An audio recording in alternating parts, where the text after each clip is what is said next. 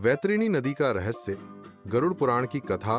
गरुड़ पुराण के अनुसार मृत्यु के बाद आत्मा को यमलोक की ओर जाना होता है। इस मार्ग में एक भयानक और रहस्यमयी नदी आती है, वैतरणी। पापियों के लिए यह नदी रक्त, मांस और कीचड़ से भरी होती है, जिसमें डरावने जीव तैरते रहते हैं, जबकि पुण्यात्माओं के लिए यह निर्मल, स्वच्छ और सुगंधित जल से भरी होती है।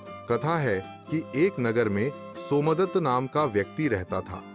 वह लालच, छल और अन्याय में लिप्त था।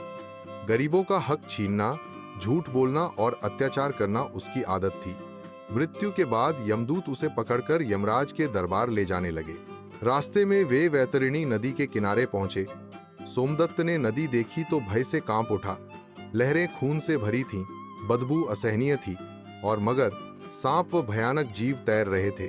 यमदूत बोले, इस नदी को पार किए बिना तुम यमराज तक नहीं पहुंच सकते।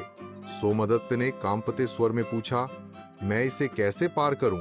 यमदूत ने उत्तर दिया, जिसने जीवन में गोदान किया हो, दया, दान और धर्म का पालन किया हो, उनके लिए वैतरणी एक शांत, स्वच्छ और कमल से भरी धारा बन जाती है और गौ के सहारे वे आसानी से पार हो जाते हैं।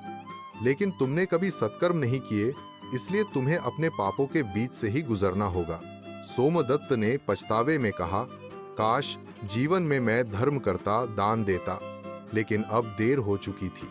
यमदूत उसे रस्सियों से बांधकर नदी में उतार देते हैं, जहां हर लहर उसके पापों की पीड़ा बनकर उस पर टूट पड़ती है। गरुड़ पुराण हमें यह सीख देता है कि जीवन में सत्कर्म, दान और दया से ही मृत्यु के बाद के कठिन मार्ग सरल बनते हैं।